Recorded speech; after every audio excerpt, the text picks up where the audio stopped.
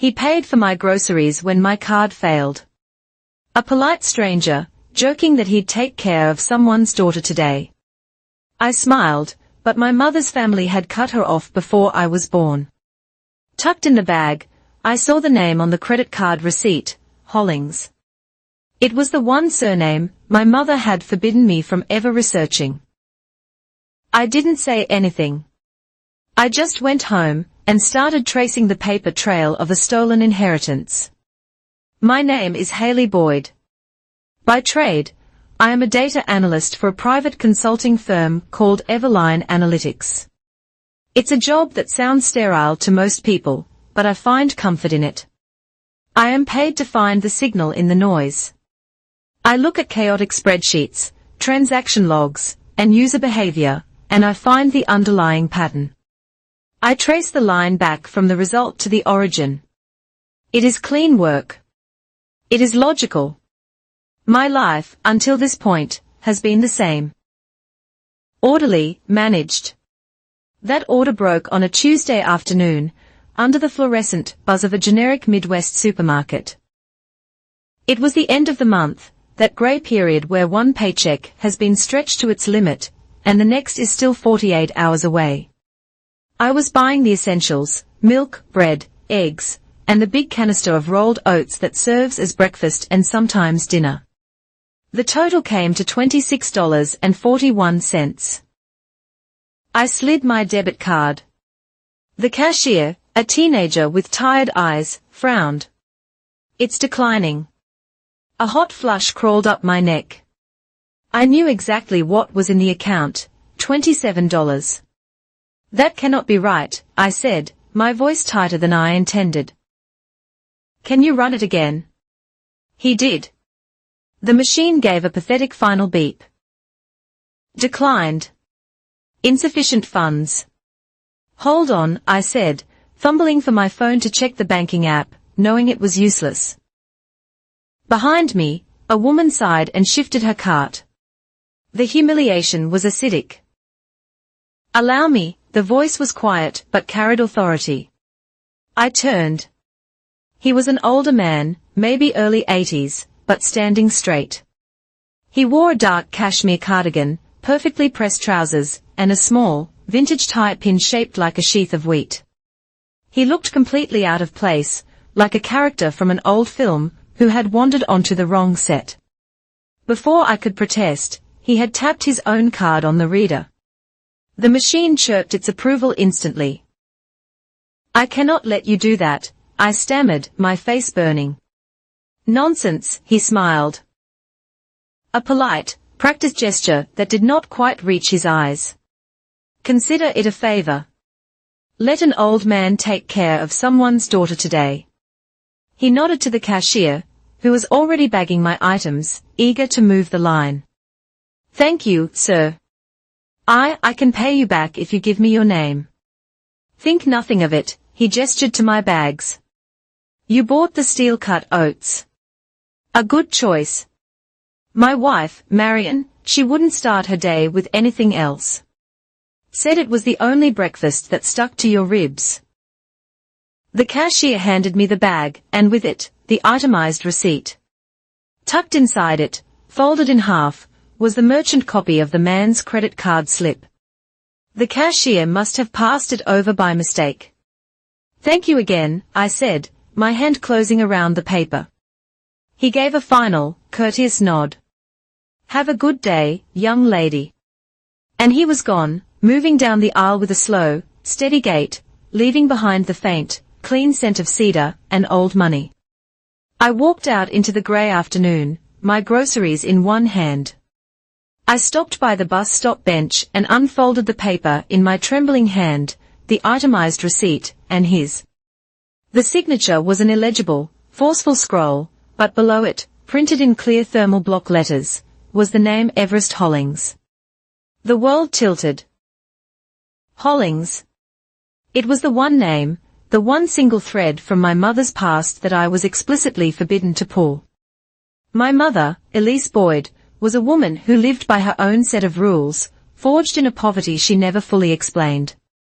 We were Boyds. We paid our own way. We owed no one.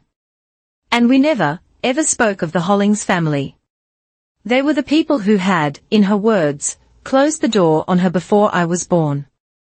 They were a myth, a blank spot on the family tree, a source of a quiet, relentless pain that defined her. My hands were shaking so badly I could barely unfold the receipt. The bus hissed to a stop, but I did not get on. I walked the 2 miles back to my apartment, the cheap plastic bag digging into my palm. The man's words echoed, my wife, Marion, someone's daughter. My apartment is small, but it is mine. It is a 1-bedroom on the 3rd floor of a walk-up overlooking an alley. The first thing I did was put the milk and eggs away. The second thing I did was retrieve my project notebook from my work bag. At Everline, I manage my investigations in physical binders. It helps me think. I opened to a fresh page. I took the receipt, his receipt, the proof of contact, and smoothed it flat. The thermal paper was already starting to fade, the ink turning a ghostly grey. I taped it to the center of the page using 4 precise strips of archival tape. Above it, I wrote the date, and below it, 2 words, Day 1. Hollings. I sat there for a long time, just staring at the name Everest. A name like a mountain, a name like a challenge. I picked up my phone and called my mother. She works the night shift at a local bakery, the one that supplies bread to half the restaurants in town. She picked up on the 3rd ring, her voice warm over the distant clang of metal racks. Hey, sweetie. Everything okay? Hi, Mom. Yeah, fine. Slow day, I tried to sound casual. A funny thing happened at the grocery store. Oh, my card got declined. An old man paid for me. That was kind of him, she said, a note of suspicion entering her voice. She hates kindness from strangers, it always comes with a price. Yeah, he was very distinguished. His name was Hollings. The silence on the line was absolute. The bakery sounds faded, as if she had walked into a closet. When she spoke again, her voice was flat, the warmth gone, replaced by the ice I knew so well. Haley. Mom? His first name was Everest. Does that mean anything to you? Stop. Do not say that name again. I have to check the ovens. Mom, wait. The line clicked dead. She had hung up, not with anger, but with a sudden, surgical precision. She had cut the connection. I dropped the phone onto the sofa. The fear was back, the same cold, empty feeling I got as a child whenever I asked who my grandmother was or why we never had family over for Thanksgiving. It was a door slamming shut. But I was not a child anymore. I was a data analyst, and this was a data problem.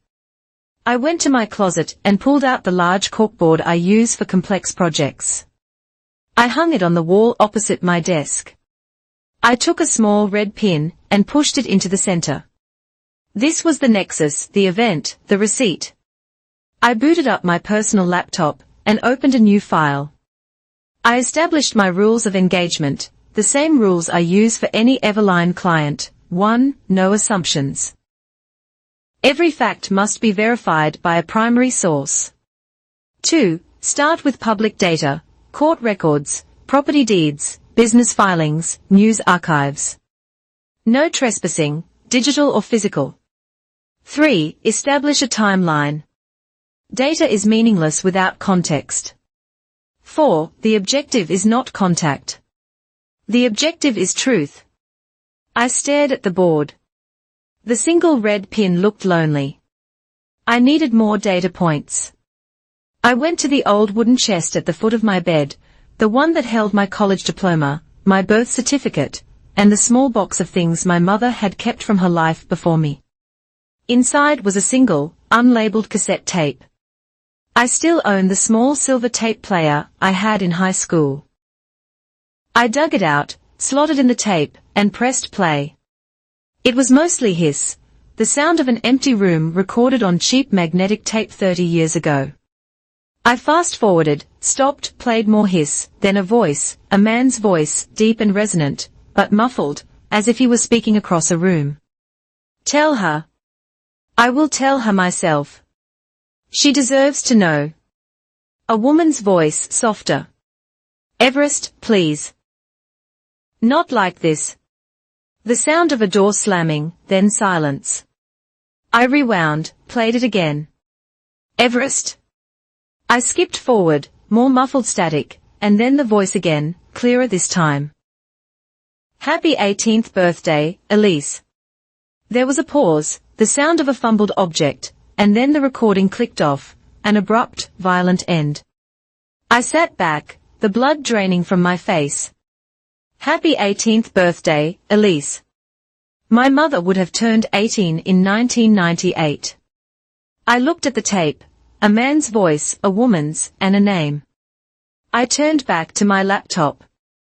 I had a new job offer waiting, a significant promotion that required me to relocate to the West Coast. The contract was sitting in my email inbox, waiting for my digital signature. They wanted an answer by the end of the month. I looked at the calendar. That gave me 30 days. 30 days to find out who Everest Hollings was, what he did to my mother, and why. After 28 years of silence, he had stepped in to buy me a canister of oats. I put the cassette tape in the box. Next to the receipt, I placed a new red pin on the corkboard to the left of the first. I labeled it Cassette 1998. My mother, Elise Boyd, raised me on a doctrine she called poverty discipline. It was her religion, and I was her soul, her devoted acolyte. Our lives were governed by a set of rigid, unwritten rules, all centered on a single, terrifying concept, owing nothing. We never borrowed a cup of sugar. We never accepted a ride if we could walk. We never let anyone pay for our meal, not even a birthday coffee. To owe someone was to give them power. To be in debt, financial or social, was a cardinal sin. Our budget was kept in a thin blue ledger, the kind you buy at a dollar store. Every expense was logged in pencil. Every entry categorized: gas, electric, groceries, rent. Every Sunday night, we reconciled the week. The goal was to end in the black, even if by only 50 cents. If we were in the red, we ate potatoes and tap water until the balance was restored.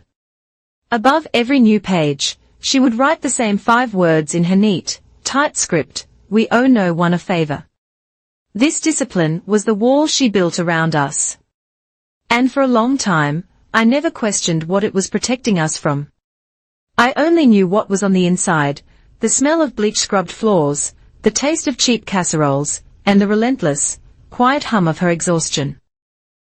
Her past was a locked box. I knew the basics, delivered in clipped, emotionless fragments over the years. She had been a nursing student, bright and on a full scholarship. Then she got pregnant out of wedlock with me. The father, a man she never named, had vanished, and her family, the Hollings, had disowned her. The word disowned is sterile, it's a legal term. What my mother described, in the rare moments her guard slipped, was not a legal proceeding. It was a single, brutal scene. She told me about Christmases, not as memories, but as strange, alien stories. She spoke of a grandmother, Marion, who smelled like vanilla and wool, who would slip her butterscotch candies before dinner. A woman who loved steel-cut oats. And then she spoke of a grandfather. She never used his name. He was only him. A man who was cold as ice, who believed in order and legacy above all else. A man who sat at the head of a 20-foot dining table and never raised his voice, because he did not have to. The last time she saw them, she was 20 years old, pregnant, and standing on their porch in the snow. Her scholarship was gone. Her nursing career was over. The unnamed man was gone. She was asking for help. The grandmother was crying. The grandfather stood in the doorway, blocking the warm, golden light from the hall. He looked at her, at the visible swell of her belly, and delivered his verdict: "You made your choice. Do not ever come back." He shut the door, and that was that. Elise Boyd walked down the long, unshoveled drive and never looked back. 2 months later, I was born in a public hospital, and she signed my birth certificate with her name alone. The Hollings name became a vacuum in our lives, a black hole that sucked all light and warmth from her history. But the universe abhors a vacuum. Into that space, rumors filtered in, whispers I picked up from the edges of her life. The Hollings were not just comfortable, they were wealthy. It was old wealth, rooted in the dark, rich soil of the Midwest. There was talk of an agricultural trust, vast tracts of farmland that generated silent, steady income. There were rumors of rental properties, entire blocks of commercial buildings in the city. And there was a story about a shipping line, a fleet of trucks that moved grain and goods across 3 states. This was the backdrop to our pencil-written ledgers. While they allegedly managed trusts, we managed a $30 a week grocery budget. The contrast was so vast, so absurd, that it felt like fiction. But one piece of it was undeniably real. In the back of her closet, in a showbox underneath a worn-out pair of nursing shoes, my mother kept a single envelope. It was a long, legal-sized envelope made of thick, cream-colored paper. It was addressed to Elise Boyd in a flowing, elegant cursive. It had been postmarked in 1998, the year I was born. In the top left corner, there was no return address, only a notary stamp, embossed and official. The envelope was sealed with a wax M. I only saw it once. I was 13, looking for batteries. When I pulled it out, she snatched it from my hand with a speed that terrified me. Her face was white. "You do not touch this," she whispered, her voice shaking. "What is it, Mom?" "It's nothing. It's the past." "Who is M?" "Haley, I am warning you. Do not stir it up. Do not ever, ever stir this up." She put it back, buried the box, and did not speak to me for the rest of the day. But I had seen the date, 1998, the same year as the cassette tape, the year of the slam door. Life went on, governed by the discipline. Then, when I was 22 and fresh out of my data analytics program, my mother got sick. It was a brutal, terrifying pneumonia that settled deep in her lungs. She fought it, but she was weak, worn down from 22 years of double shifts and relentless stress. She ended up in the hospital for 9 days, part of that time in the intensive care unit.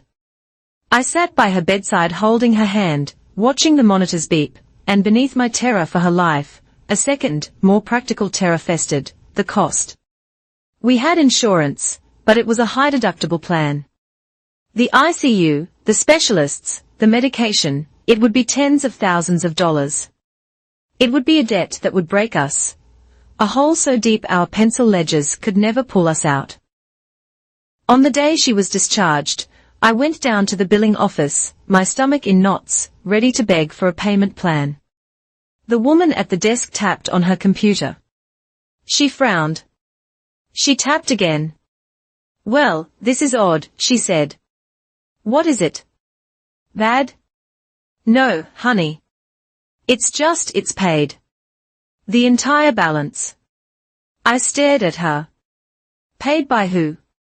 "The insurance." "No, the insurance adjustment is here, but the patient responsibility balance. It was paid in full about an hour ago, by an anonymous donation, through the hospital's charity fund." My relief was so profound, so dizzying, that I had to grip the counter. We were safe. But when I told my mother, her reaction was not relief. It was rage. "Anonymous," she said, her voice raspy from the coughing. "There's no such thing as anonymous." "Who was it?" "Mom, I don't know." "A donor." "It doesn't matter. We are clear." "No." She tried to sit up, her face flushed. "You call them back." You tell them we don't accept charity. We pay our own way. Haley, you tell them I will not be bought. She was adamant. She refused to accept it. She called the billing office herself and demanded they reverse the payment. They, of course, told her that was impossible. A donation was a donation. For months, she was consumed by it. She called it the dirty money. It was a violation of her discipline, an intrusion from an outside world she had fought for 2 decades to keep at bay. She never found out who it was. She never thanked them. She just worked 3 extra shifts a week for a year, putting the equivalent amount into a savings account, as if to prove she could have paid it herself. That was the nature of her grudge. It was not loud. It was not a series of explosive fights, or screamed accusations. It was a silence. It was the suffocating, dense silence that filled our tiny apartment over cheap dinners. It was the opportunities one was never allowed to take, the field trip that cost too much.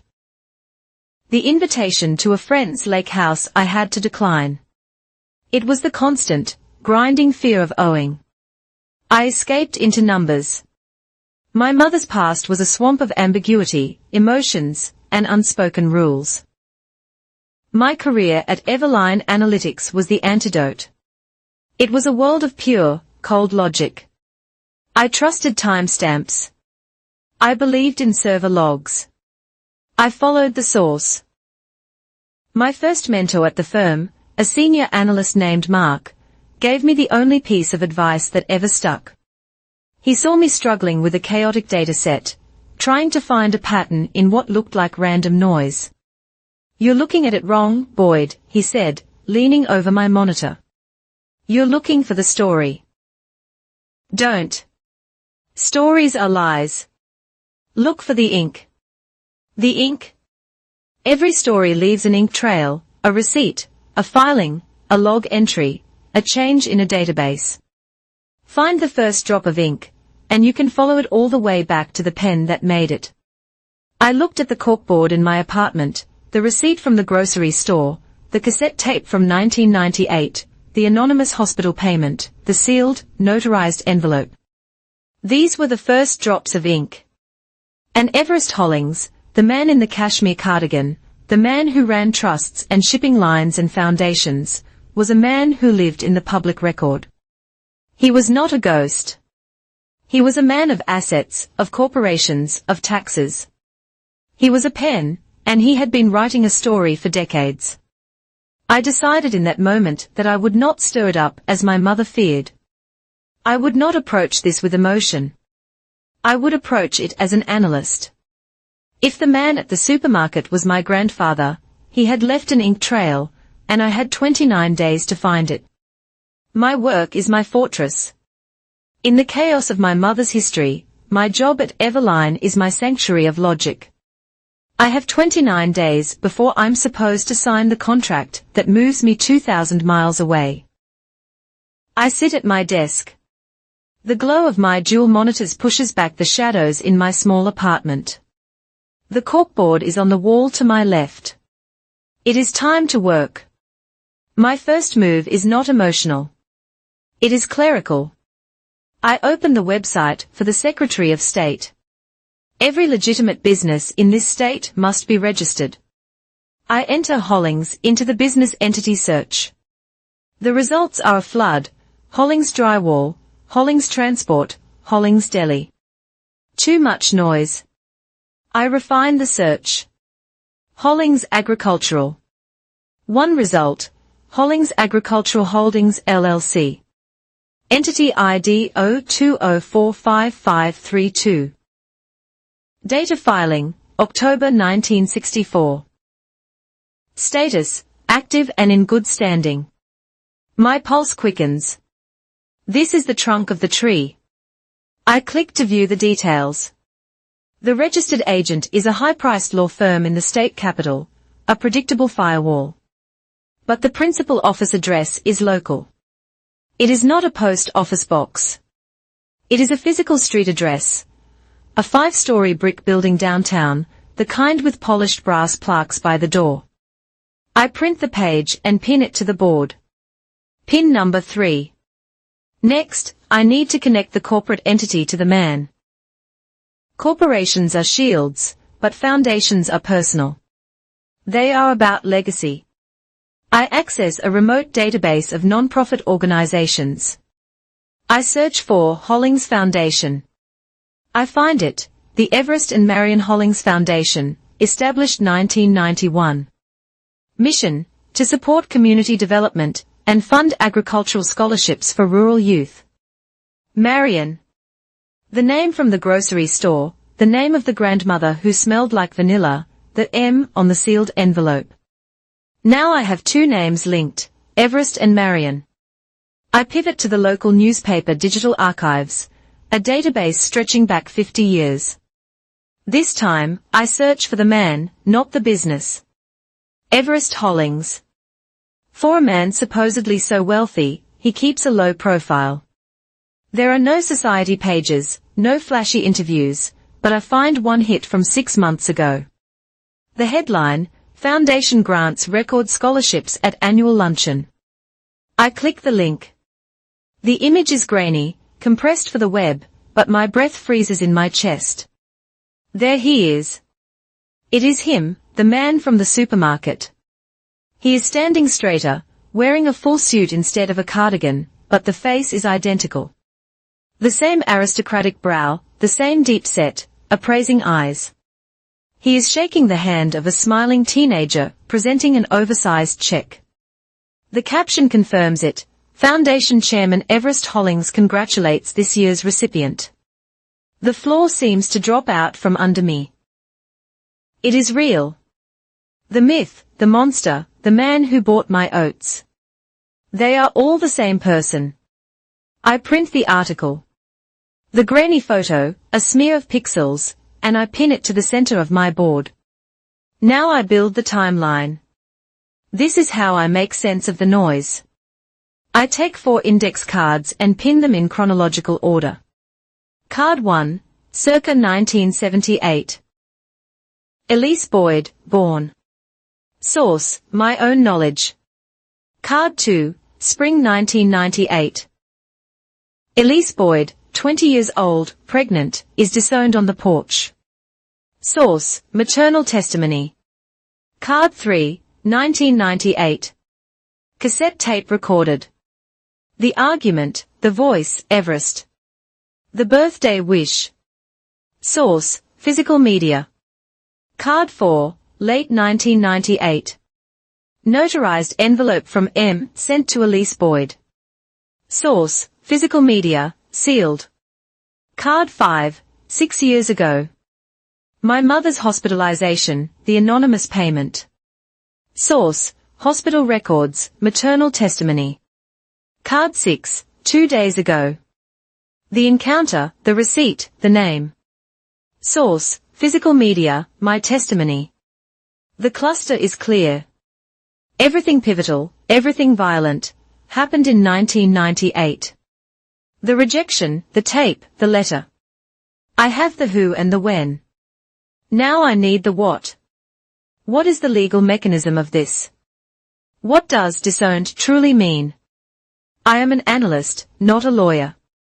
I need a professional opinion, but I cannot afford the retainers of the firm listed as his registered agent. I use my lunch break the next day. I find a small second-floor office in a strip mall, Vance Older Family Law. Their website advertises a $300 flat-rate consultation. It is a significant expense, nearly half my weekly food budget, but it is necessary. I sit across from Mr. Older. He is young, looks overworked, and is surrounded by precarious stacks of manila folders. I do not give him my name. I do not give him any names. I present a hypothetical. I'm doing some genealogical research, I lie. If a wealthy individual in this state, let's call him the grantor, disowned his only child, a daughter, what rights, if any, would the daughter's future children have to the family estate? He taps his pen on a legal pad. Almost certainly none. If the disinheritance was properly executed, the daughter is legally severed. The branch is cut. When the grantor dies, the law treats the disowned daughter as if she had already died, leaving no issue or descendants. A cold, familiar dread settles in my stomach. So, it's a dead end. The grandchildren get nothing.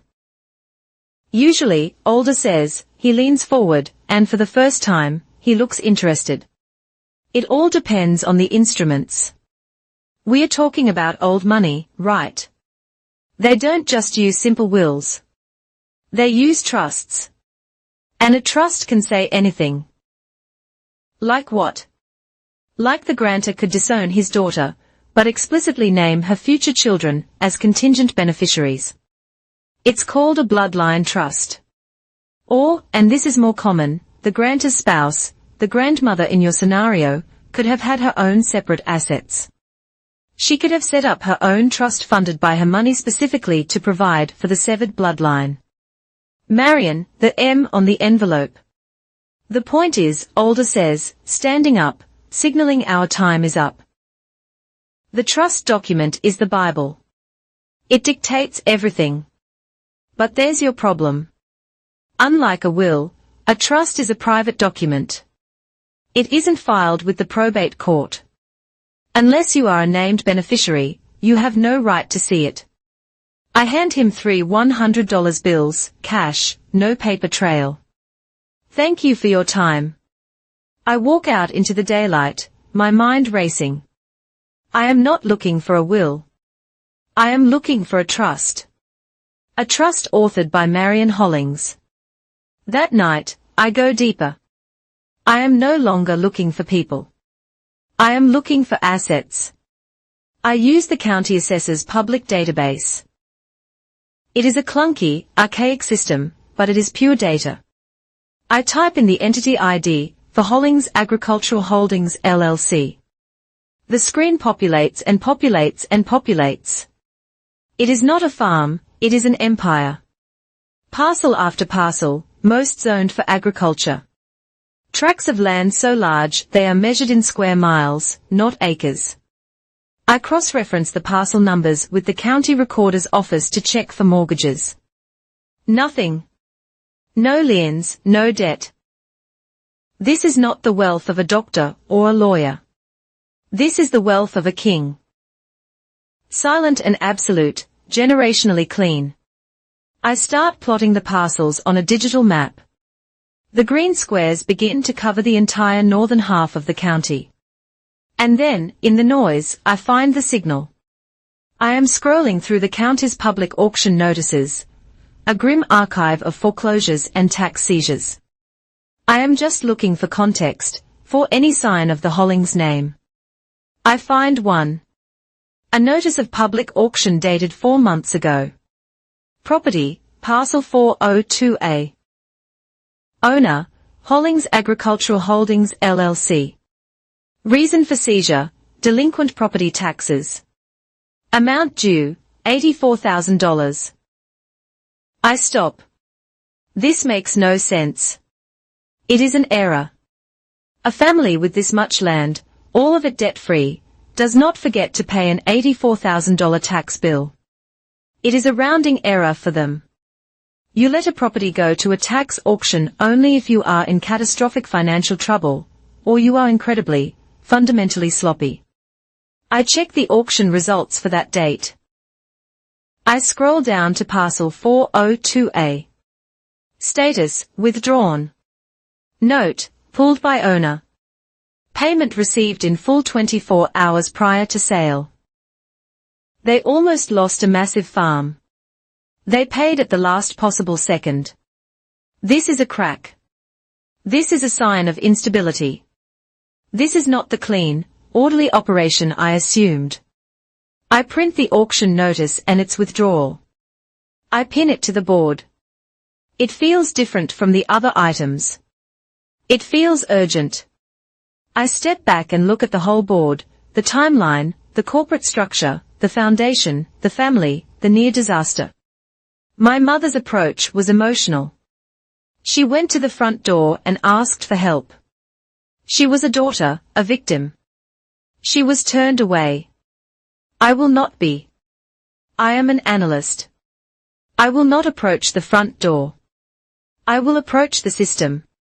I list my triggers on a legal pad, the 1998 notarized letter, the potential legal key, the 1998 cassette tape, proof of the conflict, the anonymous hospital payment, proof of ongoing veiled contact, the receipt, proof of current identity and location, the withdrawn auction, proof of current instability. The foundation is my way in. As a registered non-profit, they are subject to public disclosure laws. They have to open their books, at least partially, to any citizen who asks. I turn to my laptop and open a new blank document. I type the address of the foundation, the one from the brick building downtown. I will not ask for money. I will not mention my mother. I will not use my name. I will file it through a proxy address, to the registered agent for the Everest and Marion Hollings Foundation, pursuant to the State Public Records Act, Section 4B. I am hereby requesting a complete copy of the Foundation's IRS Form 990-PF for the previous 3 fiscal years, as well as a copy of the minutes from the last 2 quarterly board meetings. It is a dry, procedural, and deeply impersonal request. It is the first drop of ink in my own story. I am not asking for a favor. I am demanding the data. My mother and I have a language built on silence. We can communicate an entire argument through the way one of us sets a cup on the counter or closes a door. For a week after my call to her, the silence in our small shared spaces, the hallway, the kitchen, is heavy and cold. She knows I'm hiding something, and I know she is terrified of what it is. The breaking point comes on a Saturday. I am in my room, my laptop open, cross-referencing the Hollings Foundation's board members with their other known corporate affiliations. I have the corkboard on the wall, and by now, it is no longer a few lonely pins. It is a web. Red yarn connects the foundation to the LLC. Blue yarn connects the LLC to the withdrawn tax auction. Black pins hold up the timeline. It is the anatomy of a secret. She does not knock. The door swings open, and she just stands there. I cannot see her face. The light from the hall window puts her in silhouette. She just looks at the board. She looks at the grainy photo of Everest Hollings. She looks at the printed-out business filings. She looks at the red yarn. What have you done? Her voice is not a shout. It is a whisper, which is so much worse. It is the sound of something breaking. Mom, it's just research. Research. She steps into the room, her hands clenched at her sides. She walks toward the board as if it is a venomous snake. You call this research? She points a trembling finger at the name Hollings Agricultural Holdings. You went looking for them. He found me first, Mom, at the store. He paid for you. She snaps, the ice in her voice cracking. That's what they do. They pay and they own. He's the man who closed the door on me. Haley, he is the man who looked at his pregnant daughter freezing on his porch, and he shut the door. And you are inviting him back in. I am not inviting him anywhere, I say, my own voice rising, my analyst's calm shattering. I am finding out what happened. We have lived our entire lives in the shadow of this. This nothing. I am tired of being afraid of a name. You are not afraid. I am. And you are disrespecting me. I am disrespecting the secret. Mom, not you. What about the envelope? She freezes. What envelope? Don't. Please don't. The one in the showbox. The one with the wax seal. Postmarked 1998. The one you told me never to stir up. She turns away from the board and looks at me. Her face is pale, stripped of all its defenses. The discipline is gone. All that is left is the 20-year-old girl on the porch. It was from her, she says, her voice barely audible. From Marion, your grandmother. You knew her. She found me, my mother says, sitting on the edge of my bed, her hands twisting in her lap. About a month after you were born, I was in that terrible apartment over the laundromat. She just appeared. She looked terrified. He didn't know she was there. Everest? My mother nods, refusing to say his name. She was crying. She said she was so sorry. She said he was a man who confused right with God. She gave me the envelope, and she made me promise. Promise what? Do not open this, Elise. Not ever. Unless you need it to protect the child. She kept calling you the child. She said, if you are ever in danger, if he ever tries to take her from you, you open this. My heart is hammering. Where is it? She gets up, walks to her own room, and returns a moment later. The cream-colored envelope is in her hand. It is 30 years old, but the paper is thick, the edges still sharp, the wax seal, a simple, unadorned M, is unbroken. She thought he would try to take me, I ask. She thought he would decide you were Holling's property once you were born, clean without the shame of my pregnancy. Mom, I whisper. But he never came. He never even sent a letter. He just stayed away. He didn't, I say, my voice low. The hospital bill when you had pneumonia. The anonymous payment. That was him, wasn't it? He's been watching. Her face goes white. The thought had never occurred to her.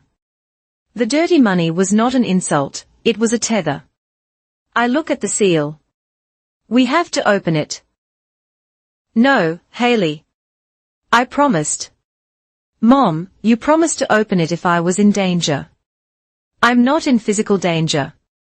But I'm in danger of repeating this, of living my whole life in this hole. We have to know. Her hand is shaking. She cannot do it. She hands it to me. You do it. My fingers are surprisingly steady. I do not break the seal. I use one of my box cutters, a precise blade, and slit the bottom of the envelope cleanly. I slide the contents out. There are 2 items. The first is a handwritten letter on thick personal stationery embossed with the same M. The handwriting is the same elegant cursive as the address. My dearest Elise, I have failed you. I tried to make him see, but he's a man of iron. He will not bend. He thinks he is protecting our name, and in doing so, he has destroyed our family. I am so sorry. I do not have much that is mine alone. But I have this. It is not for you. It is for the child. He cannot touch this. It is separate. Below the letter, she had written a string of numbers, an account number, not a bank, but an escrow account, and a name, the Maple Row Agricultural Co-op. The second item is a smaller, folded note made of the same paper, to the keeper of the seasonal ledger. If my grandchild is in need, you will know them. They will carry this note. You are to honor the instructions from 1998. This note, shown by the rightful heir, is the key. I read it twice. The keeper of the seasonal ledger. Maple Row Co-op. My mother looks up, recognition dawning in her eyes. Maple Row. That's the co-op. It's where all the small farms, even the Hollings, they all used to pull their harvest, get it weighed, get their share of the profits. It was the center of everything before the big corporations took over. And they keep a ledger, I say, the data points clicking into place. A physical book. Elise, my mother says, her voice hard again, grabbing my arm. You cannot go there. You don't understand him. You think this is about money you're owed. It is not. That man chooses right over blood. He chose his legacy over me. He will crush you, Haley. He will see you as a threat to his order, and he will erase you. I am not asking for money, Mom, I say, meeting her gaze. The fear is rolling off her, but I cannot let it touch me. I am asking for the truth. He doesn't get to write the entire story. He doesn't get to shut the door and pretend we don't exist. Marion didn't. The rift between us is suddenly vast, a canyon of 30 years of fear. I won't let you, she says, her voice flat. She snatches the letter from my hand. I won't let you destroy yourself trying to fight him. He's too big. She walks past me into the kitchen. I follow her. She turns on the gas stove, the blue flame clicking to life. She holds the edge of the envelope over the fire. Mom, no. Don't. That's hers. That's Marion's. It's a curse, she says, tears welling in her eyes. It's kept us in fear for your whole life. I'm ending it. Give me 30 days, I plead, grabbing her hand, pulling it away from the flame. The edge of the paper is singed brown. That's all I'm asking. I have a job offer. I'm moving to the coast. If I find nothing, if this is a dead end, I will drop it. I will sign the contract and I will go. We will never speak the name Hollings again. Please. 30 days. She looks at me, her daughter, the analyst, the girl who never broke a rule. She sees the determination in my eyes, and it is a mirror of the iron will she sees in him. She knows she cannot win. She extinguishes the flame. She hands me the singed envelope. 30 days, she says. Then you let this go. For me. Okay, I lie. The next day, I take the letter, the note, and the cassette tape. I go to my bank and rent a small safe deposit box for 6 months. I place the items inside. I am not letting them be destroyed by fire or by fear. I take a high-resolution photograph of Marion's note with my phone. That is all I will carry. That night, I cannot sleep. The 30-day clock is ticking. I am lying in bed, the apartment silent. My mother is at the bakery, working the overnight shift. I think about the cassette, the argument, Everest's voice, the abrupt click. I get out of bed. I retrieve the tape player from my desk. I do not have the original tape, but I have the digital file I made of it, saved on my laptop. I open the audio file in the editing software I use at work. I listen to it again. The muffled argument, the slammed door. Tell her. I will tell her myself. She deserves to know. Everest, please. Not like this. Slam. Silence. Hiss. Then the second part. Happy 18th birthday, Elise. Click. But my software shows the waveform. The file doesn't just stop at the click. There is sound after it. The person recording must have fumbled the stop button, recording a few more seconds of ambient noise. I isolate that tiny final segment of audio. I amplify the gain, filtering out the hiss. At first, it is just static, a fumbling sound, a sharp metallic clack like a receiver being dropped onto a cradle, a hang-up. And then, underneath the noise, a woman's voice, a whisper, so quiet it is almost just a breath. It is not the same room as the argument. It is close. The person holding the recorder, it is the voice of Marion. She whispers one word, just one. A name I had never heard in her voice. A name I would not even have for another 5 months. Haley. My blood runs cold. I stop the recording. I play it again. Clack. Haley.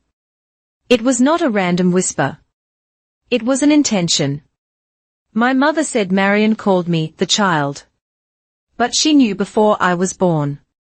Before I was anything, before I was even named, my grandmother knew my name.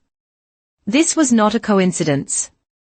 This was not a random act of kindness at a grocery store. This was a plan, 30 years in the making.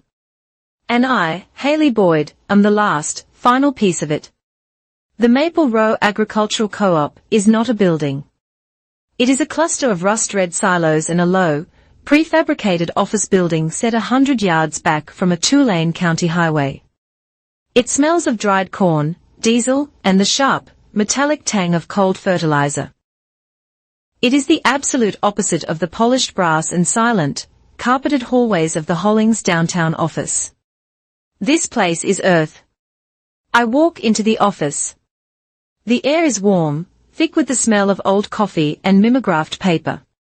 A woman who looks to be in her late 70s, with sharp blue eyes magnified by thick glasses, looks up from a massive, paper-strewn desk.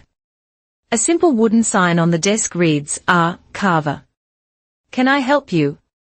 Her voice is high and clear, with no nonsense in it. This is the keeper. This is Ruth Carver. I hope so, I say, my voice steady, my analyst's mask firmly in place. My name is Haley Boyd. I'm here about a private holding account, one that was set up a long time ago, around 1998. Ruth's eyes narrow. She takes off her glasses, polishing them on the hem of her plaid shirt. We don't manage private accounts, miss. We are a co-op. We weigh. We grade. We pay out. I was told to show you this. I do not show her my phone. I have the high-resolution photograph printed on heavy cardstock, just as the original letter was. I slide the copy of Marion's note across the desk. She does not touch it for a full 30 seconds. She just reads the words, "To the keeper of the seasonal ledger." Her hand, wrinkled and spotted with age, settles on the paper. She traces the signature, the elegant, strong loop of the M. I haven't seen that handwriting in 30 years, she whispers, more to herself than to me. A flicker of something, recognition. Sadness crosses her face. She looks up at me, her gaze sharp. All business again. Where did you get this? It was given to my mother, Elise Boyd. Ruth Carver's face remains impassive, but she gives a single sharp nod. The name meant something. She stands up, her joints creaking, and walks to a massive black fireproof safe in the corner of the office. She spins the dial with a practiced, mechanical confidence. The safe hisses open. She does not pull out a file. She pulls out a book, a ledger. It is enormous, bound in dark green leather, the gold leaf title on the spine flaking away. It just says, Seasonal Ledger 1995 to 1999. She heaves it onto the desk, opening it with a grunt. The pages are thick, yellowed, and smell like dust and time. Every line is filled with beautiful, identical cursive, logging truck weights, moisture content, and market prices. She runs her finger down the index. Hollings. Hollings. Hollings. She lands on a page for the third quarter of 1998, the harvest season. I see the entries for the Hollings agricultural holdings, the sheer volume of their yield, numbers that dwarf every other farm on the page. There, she says, pointing not to the main columns, but to a small handwritten notation in the bottom margin, written in the same elegant script as Marion's letter. I read the words, Drought Fund per M instruction.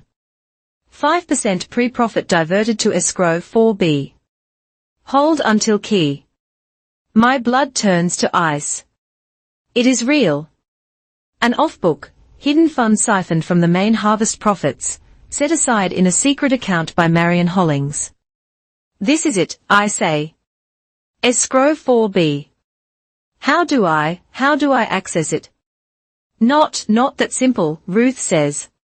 It's a hold until key instruction, the note. She taps the paper. Gets you in the door, but it's not the key. What is the key? Ruth points to the very edge of the page. Beneath the notation there, drawn with a fine-tipped pen, is a simple 5-line musical staff, and on it, 6 simple hand-drawn notes. That's the key.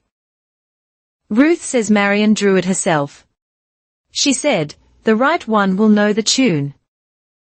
It's not a password, child. It's a proof. I stare at the 6 notes. They are simple. A child's tune. I cannot place it. It is just familiar.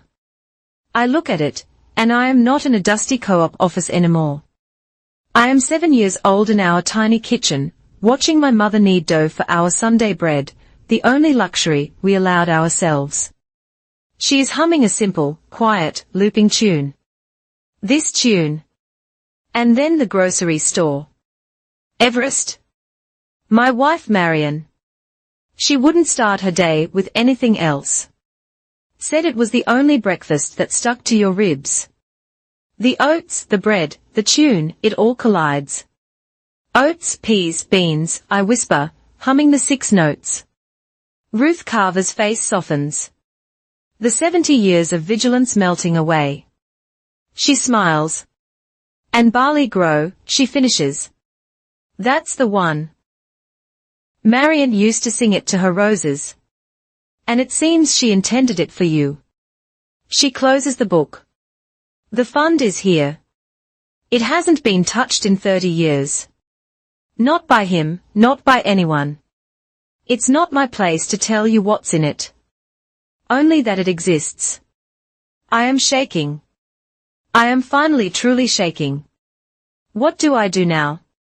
Now, Ruth says, her business voice returning, you get a lawyer. I am the keeper of the ledger, not the executor of the estate.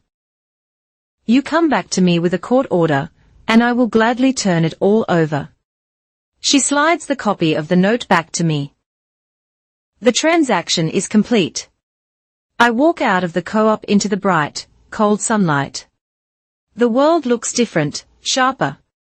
The fear that has lived in my stomach my entire life is suddenly gone, replaced by a cold, clean anger. My mother had been starving, and for 30 years, a fund had been sitting here waiting for a song. My analyst brain re-engages. The asset is confirmed. Now I must protect it. I do not go home. I drive straight back to the strip mall, to the office of Vance Alder. I do not have an appointment. I walk in and put 4 $100 bills on the receptionist's desk. I need 1 hour with Mr. Alder now. It's the follow-up to the hypothetical. 10 minutes later, I am sitting across from him. His office is still a mess of folders. You're back, he says. It is no longer hypothetical, I say, and I slide the photograph of the ledger page, the notation, the escrow, the musical notes across his desk. His eyes go wide. He pulls the photo closer. My God, where did you get this? From the keeper of the seasonal ledger. It's real, and it's vulnerable. I need to protect it. Protect it from who? From Everest Hollings. From the man who thought he had cut the branch clean. Alder is all business now. The bored cheap lawyer is gone. This is the kind of case that makes a name. Okay, he says. Here's what we do. We move on 2 fronts. First, we send a formal notice of reservation of rights to Hollings Agricultural Holdings, and to the registered agent of the foundation. We state that a potential beneficiary for the Marion Hollings Drought Fund has been identified, and that any attempt to move, dissipate, or absorb said funds will be met with litigation. Good, I say. That's the warning shot. Second, and more importantly, he continues, we file for a temporary preservation order with the county court, naming the Maple Row Co-op as the asset holder. We are not, at this stage, asking for a distribution. We are not claiming you are the heir. We are simply stating that this asset exists, that it is unclaimed, and that it must be frozen by the court until a beneficiary can be formally identified through discovery. It locks the box. Do it, I say. File it today. I'll need a retainer for the filing. You have it, I say, gesturing to the money I'd already paid. He nods. This is the hard approach. This is the law. It's loud, and it's going to start a war. You know that the moment they get that notice, the cannons will fire. I know, I say. That's what the legal file is for. But I have another front to open. The legal action protects the asset, but it does not get me the truth. It does not answer the question of the man who bought my groceries. I leave Alder's office and go to the public library. I sit in the quiet reference section and open my laptop. I do not look for Everest Hollings. I look for the foundation. I find their public events calendar. And there it is. Every Thursday, 10:30 a.m. Thursdays with Marion, a community reading hour for children held in the children's wing, sponsored by the foundation. The weekly brief says it is in honor of the founder's late wife, Marion Hollings, and her love of reading. A small note at the bottom, Mr. Hollings himself often attends to share his wife's favorite stories. This Thursday is 2 days from now. This is the soft approach. The law is my hammer aimed at the corporate entity. This is my scalpel aimed at the man. I go home. My mother is asleep. The note for her 30-day deadline still on the kitchen counter. I feel a pang of guilt knowing I am about to break my promise. I am not going to stop. I am going to see this through to the end. I open my desk drawer. It is time to prepare my evidence kit. Not for a courtroom, for a library. I take out a clean manila envelope. Into it, I place, 1, a fresh, clean print of Marion's letter from the safe deposit box, the one where she calls him a man of iron. 2, a single silver USB drive. On it, I have saved one file, the digitized audio from the cassette, the argument, the slam door, and the amplified, whispered sound of my grandmother saying my name. 3, the original, flimsy, fading supermarket receipt, the merchant copy, the proof of our first contact with the name Everest Hollings printed at the bottom. I seal the envelope. I will not approach him as Elise's daughter, demanding justice. He already shut the door on her. I will approach him as Marion's granddaughter. I will make him see her. I will bring him the ghosts, the ink, and the audio. And I will demand he look at the truth. I will meet him in the one place he still allows himself to be vulnerable, in the memory of his wife. The children's wing of the public library smells like industrial carpet cleaner, paper glue, and citrus-scented hand sanitizer. It is a bright, aggressively cheerful space with small, primary-colored chairs and murals of cartoon animals reading books. It feels profane to be bringing my fight in here. I arrive at 10:15 on Thursday morning. The Thursdays with Marion reading hour is already underway. About a dozen toddlers are sitting on a rainbow-colored mat while their mothers sit on the periphery, scrolling through their phones. The librarian is reading a story, but sitting in a wooden rocker to her left is Everest Hollings. He looks different here than he did in the supermarket, smaller. His posture is still straight, but the cashmere cardigan is replaced by a slightly worn tweed jacket. He looks like the foundation chairman here to perform his weekly duty of sentimentality. He is not reading. He is just watching the children, his hands resting on a simple dark wood cane. When the librarian finishes the book, she turns to him. And now, as always, we are so happy to have our founder, Mr. Hollings, who started this reading hour in honor of his late wife, Marion. Everest clears his throat. He does not stand. His voice is quieter than I remember. Resonant and sad. Thank you, Cynthia. My wife, Marion. She loved this library. She believed a book was a key. It could open any door. He gestures to a framed black and white photo on the wall.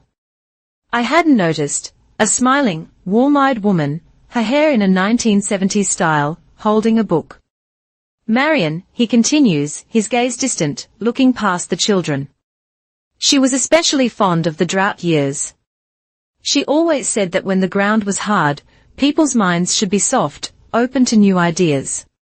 She started this idea back in 1998. Just a small fund to make sure the farm children had stories to read when the work was scarce. He trails off, his eyes glassy. She loved the harvest. The parents clap politely. A few murmur their sympathies. The spell is cast. He is the grieving widower, the philanthropist, the pillar of the community, tending his wife's memory. The librarian announces snack time, and the children scatter. The mothers begin gathering bags. This is my window. My heart is a cold, heavy stone in my chest. I am an analyst approaching a data point. I walk up to him. He is still looking at the photo of Marion, lost in his own narrative. Mr. Hollings. He turns, his eyes refocusing, annoyance flickering before he smooths it into polite curiosity. Yes. Then recognition. His eyes widen almost imperceptibly. Ah, he says. It's you. The girl from the market. The oats? Yes, I say. My card worked the next day. Thank you again. I actually came today to thank you for something else. A friend of mine, her daughter received one of your foundation's agricultural scholarships last year. It changed her life. I just wanted to thank you for the work you do. This is the script he knows. He smiles, a practiced philanthropic gesture. There is no need for thanks. We are just honoring my wife's memory. Marion believed education was the only true inheritance. It's touching, I say, my voice quiet, forcing him to lean in slightly. That you honor her so completely. Her favorite breakfast, her love of books, even her songs.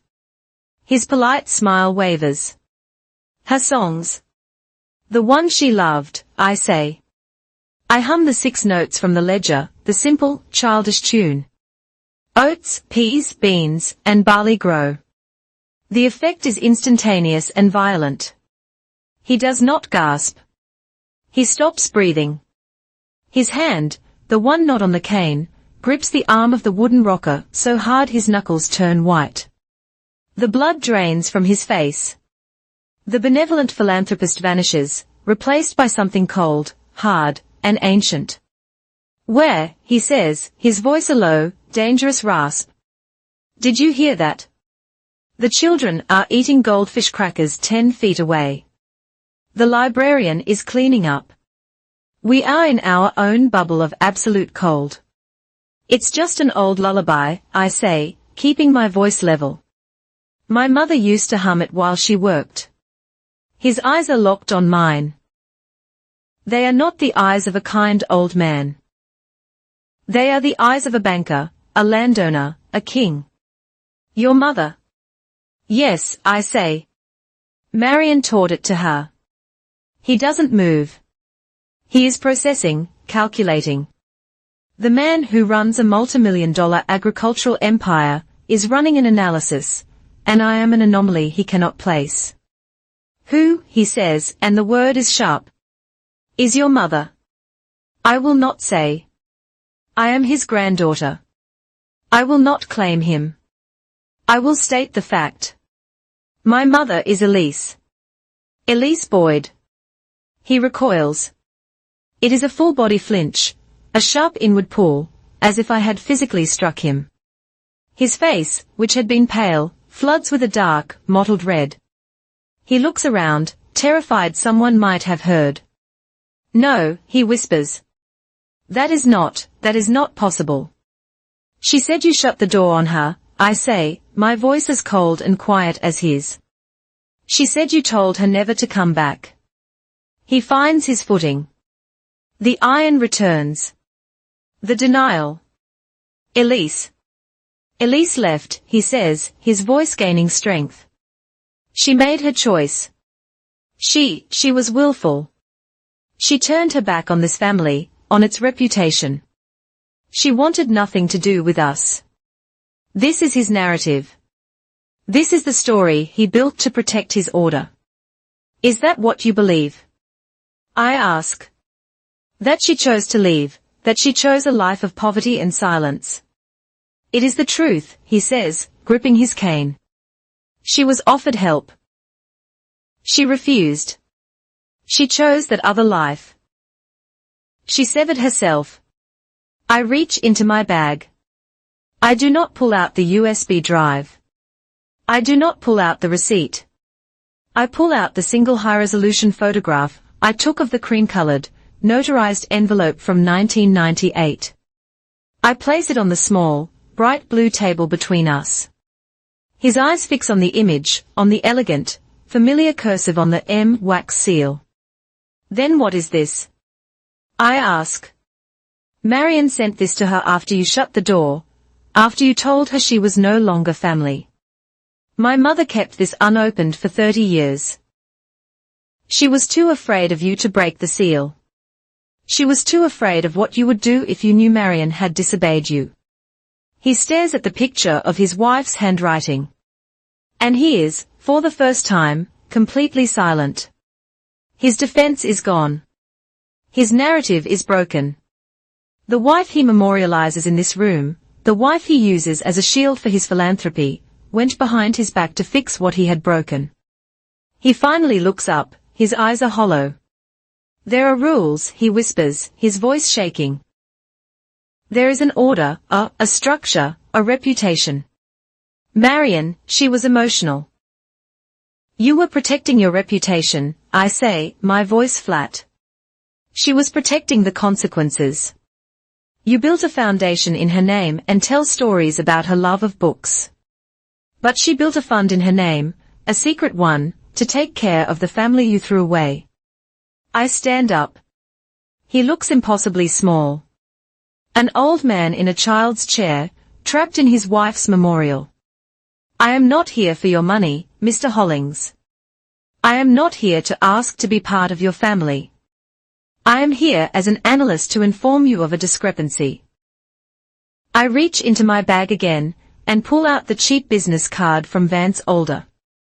I place it on the table. That is my attorney, I say. Yesterday, he filed a temporary preservation order with the county court regarding an asset known as the Marion Hollings Drought Fund, held in escrow at the Maple Row Co-op. He also sent a notice of reservation of rights to your foundation's downtown office. I am here to make sure you saw it personally. We are freezing the asset. We are locking the box until my identity, as the sole beneficiary, is confirmed by the court. His face is grey. He is not a man of iron. He is a man of rust. You went to the law. You are making this public. You believe in order, I say. So do I.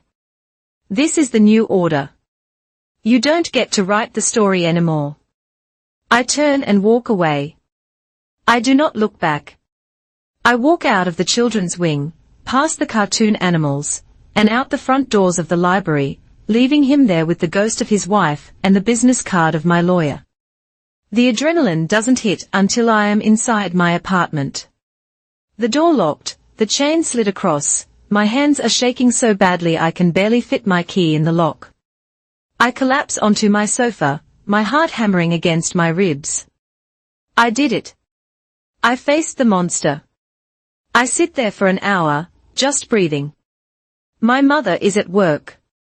The apartment is silent. The 30-day clock is ticking. My laptop is asleep on the coffee table. Pings. An email. I open it. It is my personal account, the one I never use for anything important. The sender is anonymous, a jumbled string of characters, info.datasecurity.local. The subject line contains only 3 words. You're looking wrong. A chill goes down my spine. Someone is watching me. The librarian. Someone at the co-op. I open the email. The body is blank, containing only a single attachment, foundation_internal_Q3. It is an Excel spreadsheet. This is not a public Form 990. This is an internal balance sheet. This is a leak. Someone inside the foundation sent this. My analyst instincts take over. I open the file in a sandboxed environment. It is real. A full accounting of the foundation's assets, grants, and expenses. I scroll past the scholarships, the library donation, the overhead, and I find it, a new line item, first appearing 6 months ago. Consulting fees, strategic projects. The withdrawals are not small. $100,000. $200,000. Another $150,000. A total of $500,000 paid out in just 2 quarters. To whom? The recipient is listed, Hollings Strategic LLC.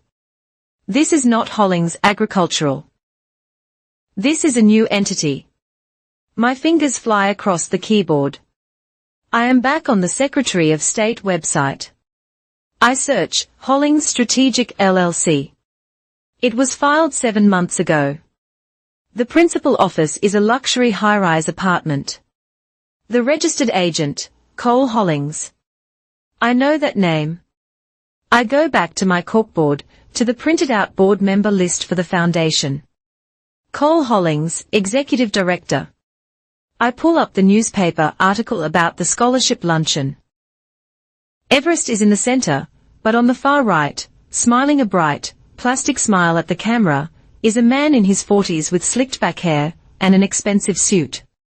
The caption congratulates the recipient alongside Foundation Director and great-nephew, Cole Hollings.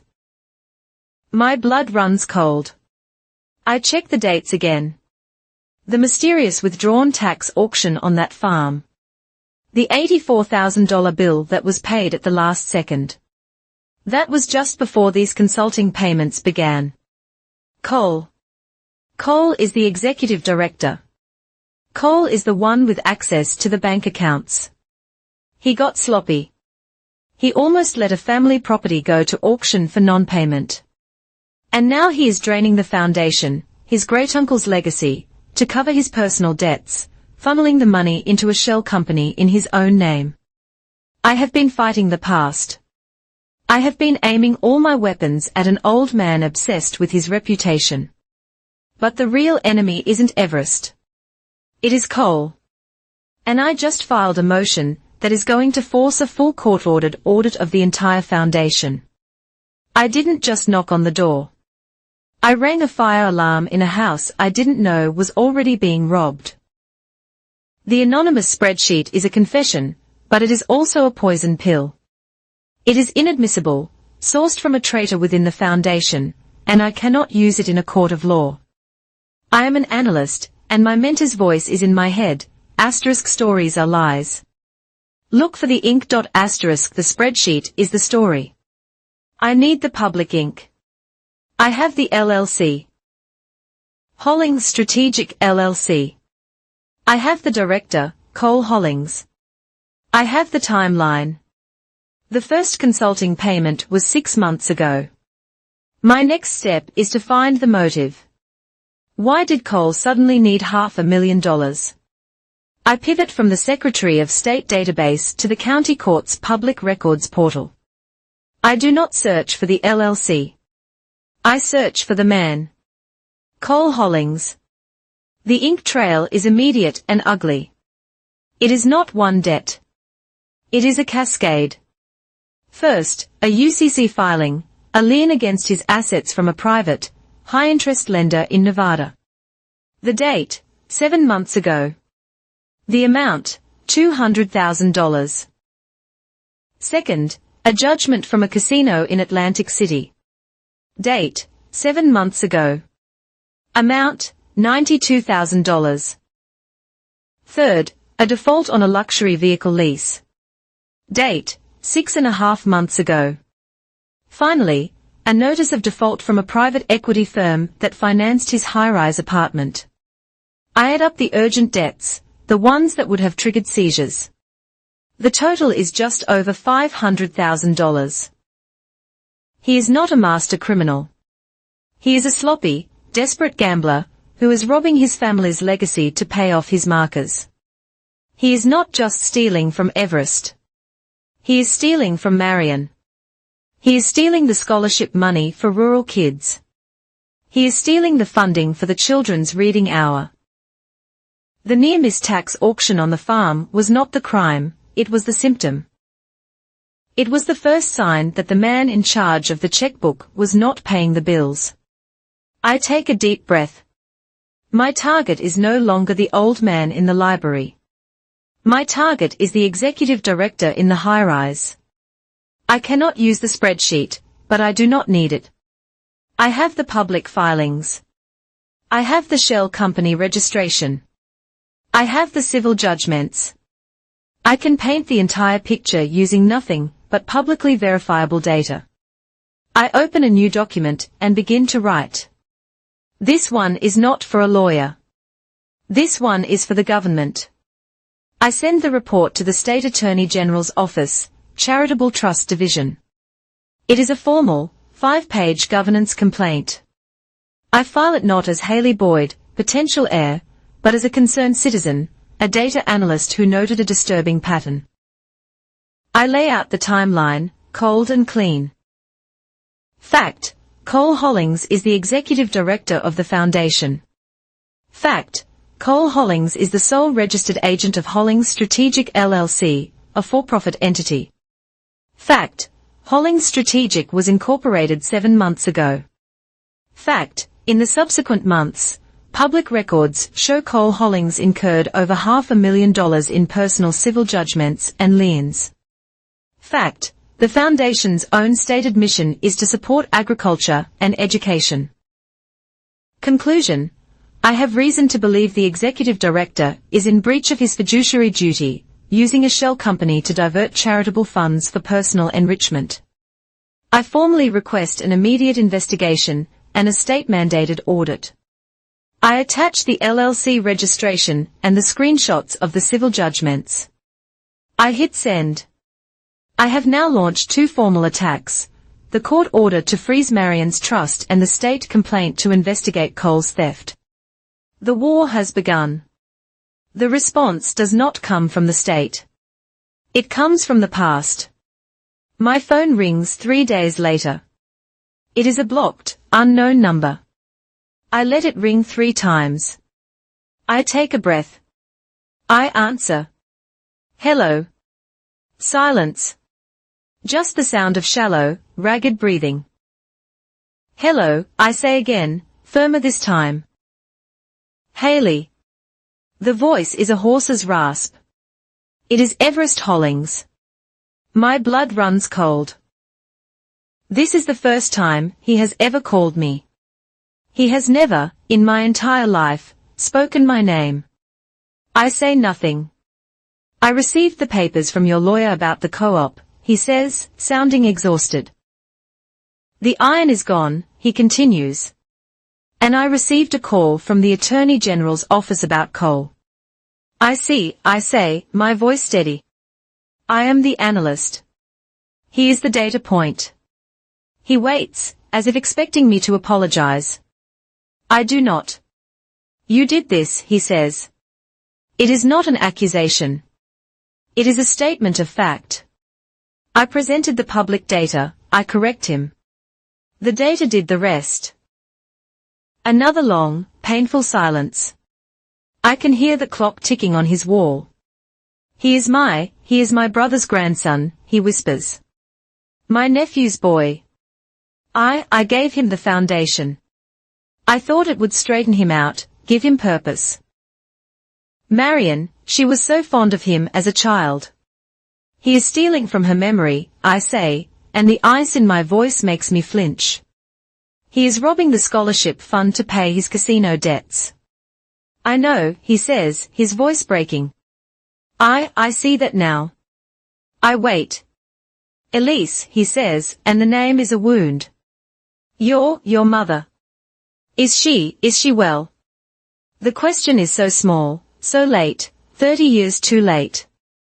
The dam of my professional calm almost breaks. I think of my mother, her hands raw from the bakery chemicals, her perpetual fear of the phone ringing, her poverty discipline that was just a shield against this man's name. She is still afraid of you, I say. She is still afraid of your name. That is how she is.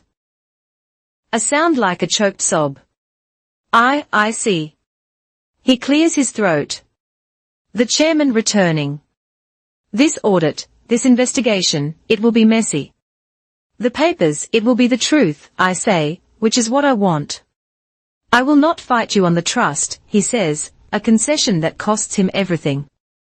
The co-op, Marion's fund. If you are who you say you are, it is yours. But I am asking you, begging you, this other matter. Cole, can we not handle this internally without the state, without the press? No, I say. He is not just your family. He is a public fiduciary who committed a crime. The state will handle him. But the name, the Hollings name, this will destroy the foundation. Everything Marion and I built. You are still protecting the name, I say, my anger finally surfacing. You are not protecting the work. The work is already being destroyed by him. I pause and I offer my one and only concession. I want an independent third-party auditor, not your internal accountants, a forensic team. I want them in the Foundation's books by Monday. You will authorize it. You will authorize a full independent audit of the last 3 years. Yes, he says, his voice desperate. Yes, of course, anything. We will hire the best. Good, I say. But the Attorney General's investigation continues, and so does the court's preservation order. But the bloodline, he pleads. Elise, does that have to be public? The audit is the priority, I say. We'll see about the rest. I hang up. The counterattack comes 48 hours later. Not from Everest, from Cole. A courier delivers a thick legal envelope to my apartment. It is a cease and desist letter from a high-priced, vicious law firm.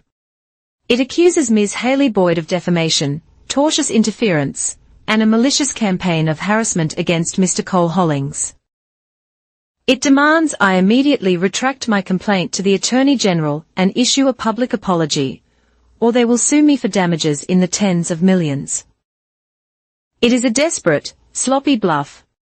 It is the move of a man who knows he has been caught. He is trying to scare the little girl from the poor side of the tracks. He has no idea who I am. I do not respond. I do not call my lawyer. I open a new blank spreadsheet. Column A, date of Cole's UCC lien filing. Column B, amount of lien. Column C, date of Hollings Strategic LLC Incorporation. Column D, date of first consulting fee withdrawal from Foundation, sourced from the anonymous tip. But I do not need to note that. Column E, date of my AG complaint. Column F, date of his C&D letter. The timeline is perfect. It shows his motive, his mechanism, and his panic. I save the file as cole_timeline.xlsx and email it to Mr. Older. My only note is, Mr. Older, please handle this. The facts seem clear. Data beats drama every time. The system is moving now, grinding forward. My complaint to the AG, combined with Older's preservation order, has created too much noise. The local paper, the one I used for my research, catches the scent. A small article appears on page B4 of the Midwest Sentinel. Hollings Foundation faces governance questions. It is a vague article, anchored by the public court filing regarding the unclaimed trust at the Maple Row Co-op. The reporter notes that the Foundation's executive director, Cole Hollings, declined to comment. The article ends with a single sentence. Sources familiar with the Attorney General's office confirmed the Charitable Trust Division has opened an inquiry into the Foundation's financial management. The grenade is live. The public now knows. My first thought is my mother. She will see this. She will see the name. I call Mr. Older. My mother, Elise Boyd, is not part of this. She is to be kept completely insulated. No reporter, no one gets her name. All inquiries, all contact, period, comes through you. Is that clear, Crystal? He says, you are the client. She is a protected party. I go to my mother's apartment. She is at work. I leave a note on her kitchen table, Mom, some things are in motion. You may see the name in the paper. It is being handled. I have a lawyer. Do not speak to anyone. I love you. That evening, I go to the grocery store, the same one. The fluorescent lights buzz. My debit card works. I am not the same person I was a few weeks ago. I buy my milk, my bread, my eggs. I pass the floral section. They have decorative bundles of dried plants, wheat sheaves, lavender, and a bundle of dried golden oats. I pick them up. I pay for them. I go home and put the dried oats in a simple glass vase on my desk, right next to my monitor. It is a reminder. This is not about Everest's guilt or Cole's greed. This is about Marion. This is about the woman who knew the value of a meal. This is about the woman who tried to leave an inheritance of oats, peas, beans, and barley. Cole was eating the harvest. I am here to protect it. The county courtroom is a study in beige. Beige walls, beige linoleum, acoustics that make every cough sound like a judgment. It is not a place for drama. It is a place for grinding, procedural humiliation. I sit next to Mr. Older at the plaintiff's table. We are here on the motion for a temporary preservation order. Across the aisle, I see Cole Hollings for the first time in person. He is exactly as he appeared in the newspaper, slick, expensive suit, a tan that did not come from the Midwest sun, and an air of bored arrogance. He is whispering to his lawyer, a man in a suit that costs more than my car, and they both share a small, private laugh. They are not taking this seriously. All rise, the bailiff calls. The judge enters. She is a woman in her 60s with a deeply impatient face. She flips through the file. Case 22 C-4980. Motion for a temporary preservation order on assets held by Maple Row Agricultural Co-op. This seems unusual. Counsel for the petitioner, please explain to me why we are freezing a dormant farm account based on what appears to be genealogical guesswork. Older stands up. He is not intimidated. Your Honor, this is not guesswork. We are here to protect a specific, named asset from potential dissipation before a formal claim of heirship can be proven. We have direct evidence of the asset's creation and its specific, unique activation terms. He places the file marked Exhibits on the podium. Exhibit A, a high-resolution photograph of the Maple Row Co-op's seasonal ledger from 1998. Page 42. You will see a handwritten notation by the grantor, Marion Hollings, creating an off-book escrow account titled Drought Fund. Cole's lawyer scoffs, an audible, dismissive huff. The judge glares at him. Exhibit B, Older continues, a notarized, albeit unsealed, letter from the grantor confirming her intent to create a separate fund for her grandchild and referencing the keeper of the seasonal ledger. And Exhibit C, the key. The ledger notes the fund is secured by a unique identifier, not a password. Your Honor, a song. A 6-note lullaby. My client, Ms. Haley Boyd, presented herself to the keeper of the ledger and correctly identified the tune, which was known only to the grantor and her immediate family. Cole's lawyer stands up, not waiting to be asked. Your Honor, this is a circus. It is theatrical nonsense, a song. The law runs on proof, on documentation, on DNA. Where is the DNA? Where is the will? Where is any document that names Haley Boyd as a beneficiary? She has no standing. She is a legal stranger. This is a frivolous, malicious attempt to attach a distinguished family name. No DNA, no standing, no rights. I move for immediate dismissal with prejudice. He sits down, looking smug. He thinks he has won. Older does not flinch. The opposing counsel for Mr. Hollings, who I must note is not a party to this specific trust and has no standing here himself, intentionally misses the point. This is not, today, an inheritance claim that comes later. This is a preservation action. The bar is not proof of heirship. It is a non-frivolous basis for a claim. The grantor, Marion Hollings, set the terms of identification herself. She did not choose DNA. She chose this lullaby, this specific key. My client has that key. That fact alone is so unique, so specific, that it meets the bar to protect the asset until discovery, including a DNA test, can be compelled. If this fund is not frozen, the Hollings Foundation, now under the control of Mr. Cole Hollings, could absorb it, claiming it as a dormant asset. We are simply asking the court to lock the box, Your Honor, nothing more.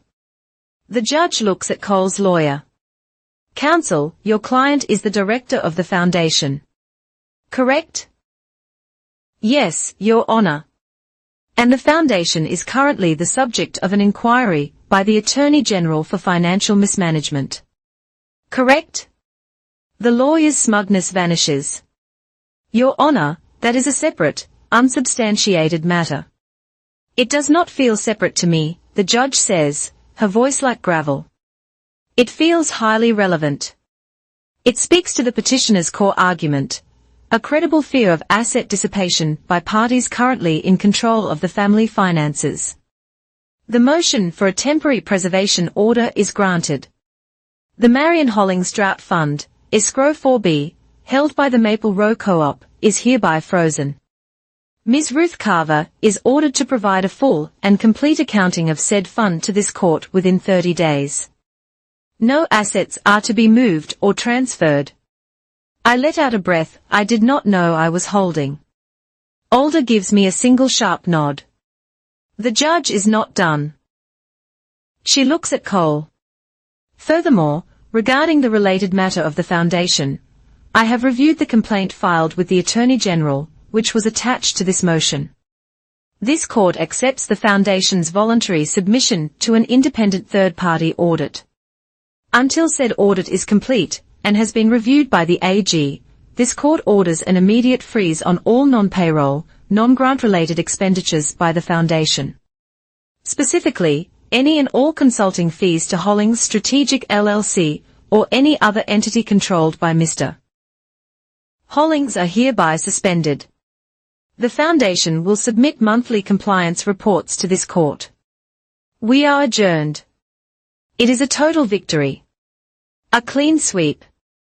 Cole Hollings turns a shade of white I have only ever seen on bleached paper. He has been financially decapitated. Cut off from his personal slush fund. He slams his briefcase shut and shoves his way past his lawyer. Storming out of the courtroom. We won. We are packing our briefcases, Older and I, in the suddenly quiet room. That went well, he says, the closest he gets to a smile. It did, I say. I look up. Standing at the back of the courtroom, near the heavy oak doors, is Everest Hollings. He is wearing an old, dark grey fedora, the kind my grandfather, my other grandfather, the one who drove a bus, used to wear. He is not looking at me. He is just watching the spot where the judge Saturday. His shoulders slumped. He looks like a man attending a funeral. He turns to leave. He walks slowly, his cane tapping on the linoleum. He has to pass our table to get to the exit. He does not look at me. He does not stop. But as he passes, his hand comes out of his pocket, and a small, folded piece of paper drops onto our table. He continues walking and is gone. I look at Alder. He did not see it. I pick up the note. It is a piece of his personal stationery, the thick cream-colored paper. One word and one time. Friday, Barn Hall. I get back to my apartment and immediately open my laptop. Barn Hall. Hollings. The search results are not for a building. They are for a story. Barn Hall was the original pre-war storehouse on the main Hollings farmstead. The articles are all from the local history section. It was the place Marion Hollings converted in the 1970s into a one-room schoolhouse to run literacy and night school classes for the children of their migrant farm workers. It was her place, the place she ran on her own, outside of his corporate structure. He is not summoning me to his office. He is asking me to meet him on her territory. I spend the next 24 hours preparing. This is not a legal meeting. This is the real confrontation. I take the silver USB drive from my desk. I create a new folder, Evidence. Inside, I copy everything, the audio file from the cassette with the amplified whisper of my name, the high-resolution scans of Marion's letter and the co-op ledger, the anonymous spreadsheet showing Cole's theft, the timeline I built correlating his debts to the withdrawals, the public filings, the LLC, the judgments, the tax auction, the court order from today freezing everything. I make 2 identical copies of the USB, one for me, one for Alder. It's a professional habit. You never walk into a meeting with your only copy. The night before the meeting, my mother comes over. The article about the court hearing is in her hand. Her face is pale. You did it, she says. It's real. It's real, I say. The fund is frozen. The foundation is being audited. She sits at my small kitchen table. She looks at the vase of dried oats on my desk. You're going to see him, aren't you? Tomorrow, he asked to meet. She is quiet for a long time. Then she looks at me, and her eyes are not full of fear. They are full of a strange, fierce pride I have never seen before. When you were born, she says, her voice soft, I gave you my name, Boyd. I wanted to protect you from that name, from him. I thought maybe you would want to change it now to Hollings. I shake my head. I reach across the table and take her hand. Her skin is rough from the bakery. I am not changing my name. Mom, I am just changing the way they look at the truth. My name is Haley Boyd. I am your daughter. She squeezes my hand. Tears are rolling down her cheeks, but she is smiling. Good. That is good. She reaches into her purse and pulls out a small, velvet-covered box. Inside, resting on faded satin, is a single hair clip. It is a simple, elegant piece, a bar of dark silver set with small, real pearls. This was hers, she whispers. Marion's. She gave it to me that day in the apartment, she said. She said it was the only thing she had that he hadn't paid for, that had been her own mother's. I want you to have it. I take the clip. It is heavy and cold. Don't let right win over good, Haley, she says, her voice fierce, echoing the words she told me Marion used. Your grandfather, he always chose what was right, what was orderly. Your grandmother, she chose what was good. Don't be like him. I am not an analyst anymore. I am not a plaintiff. I am a granddaughter on both sides.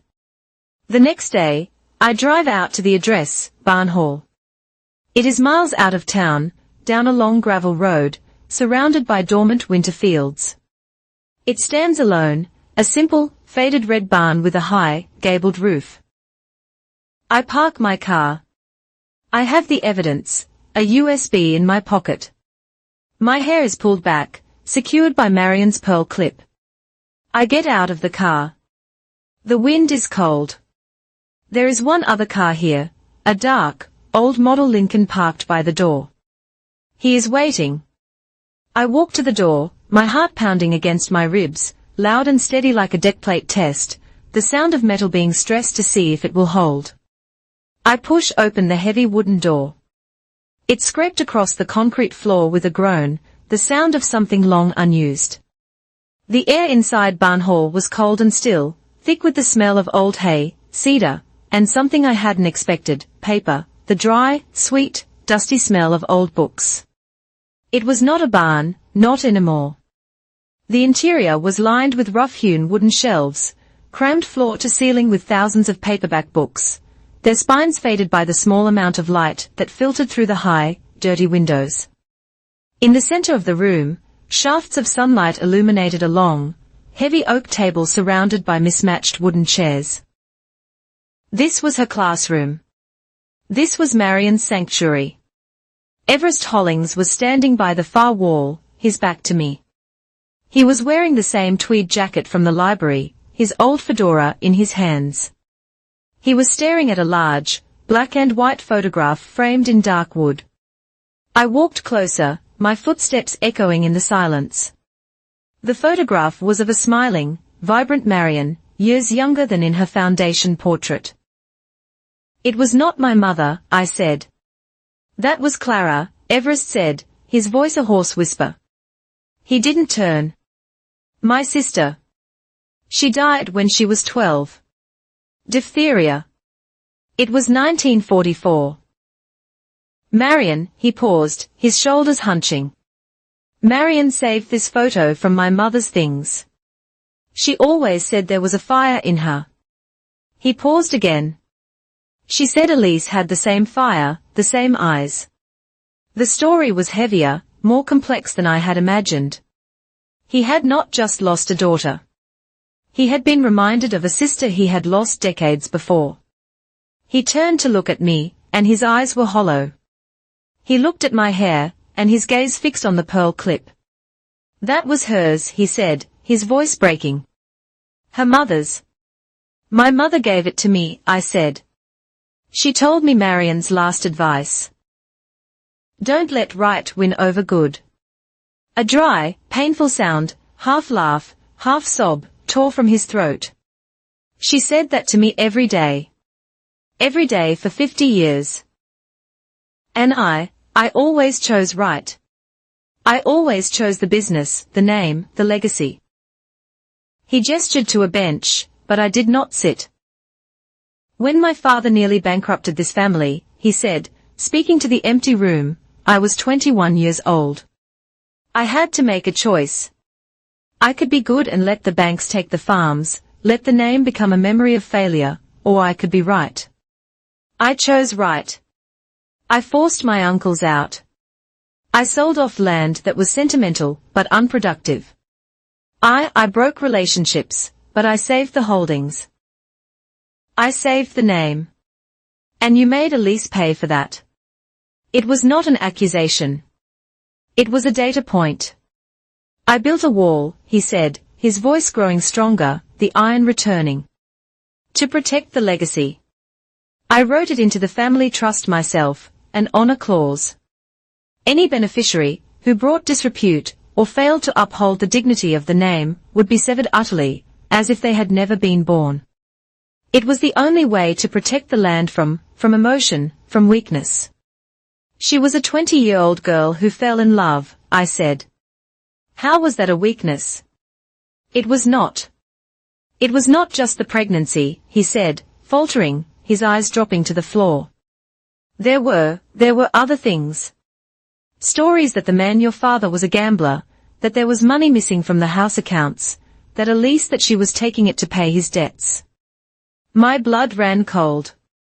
This was not the story I knew. What about my mother?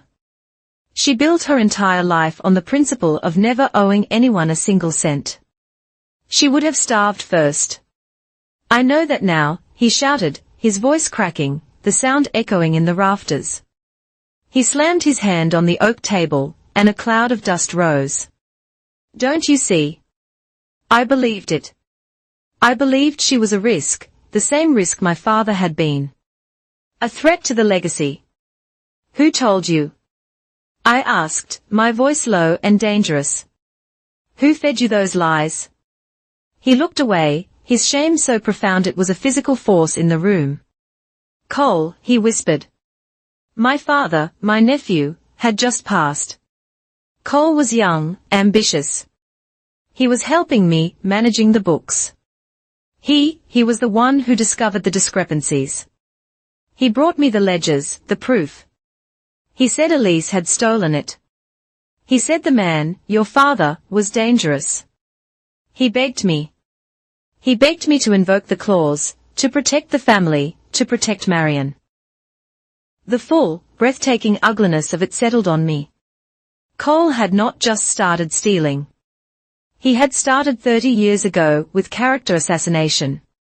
He had seen my mother as a rival for the family fortune, and he had preemptively severed her using my grandfather's own rigid, ironclad rules against him. "And you believed him?" I said.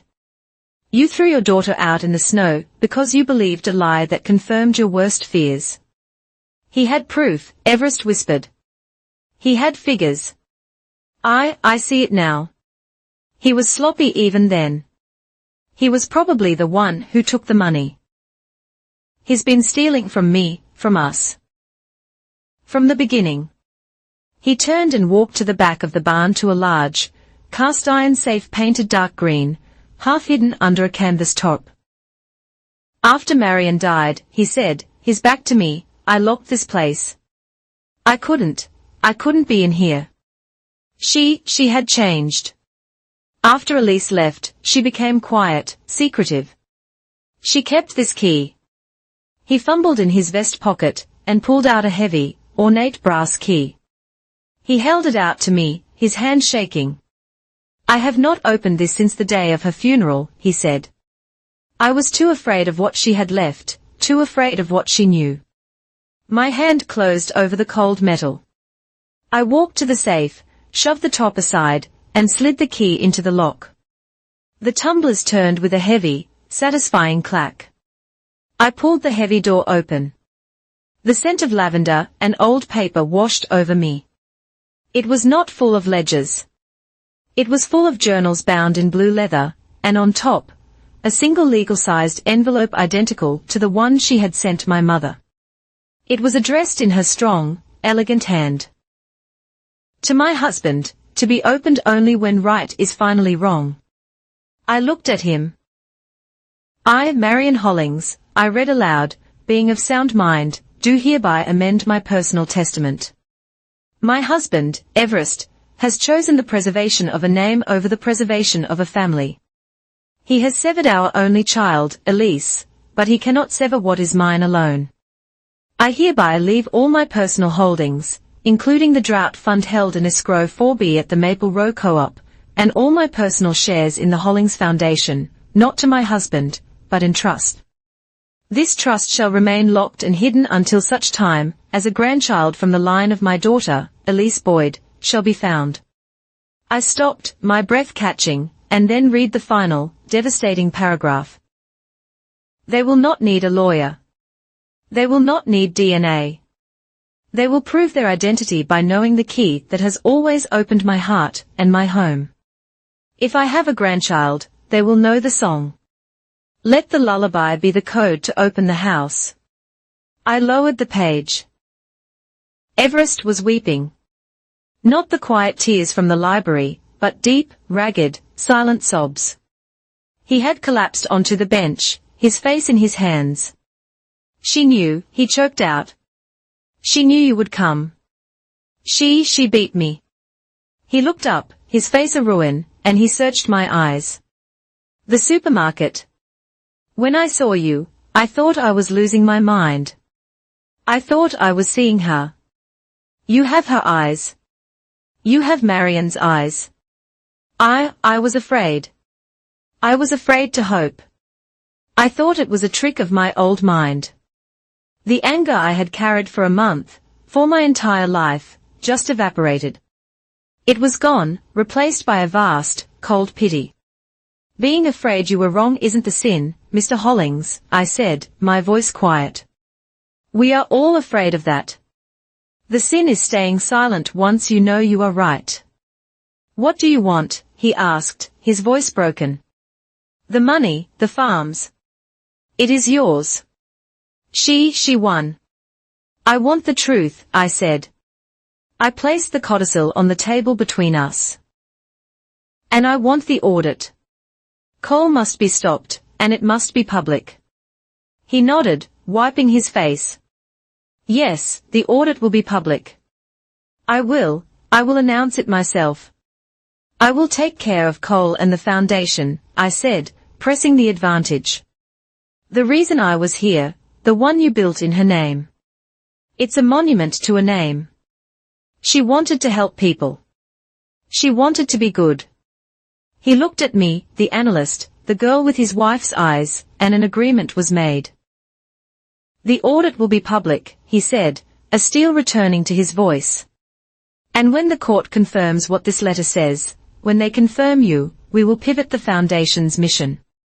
The agricultural scholarships will remain, but the primary focus will be the Elise Boyd Nursing Scholarship Fund for young women who need a second chance. He had finally, after 30 years, opened the door. I left him there in his wife's sanctuary, with her journals and her last, victorious words. I drove home, feeling the 30-year weight of my mother's poverty discipline finally lift. The fight was over. Or so I thought. That night, my phone rang. It was Mr. Alder. Haley, we have a problem. A big one. What is it? Did Cole file a countersuit? No, he's throwing a party. The annual foundation gala. He just sent out a press release. He moved the date up.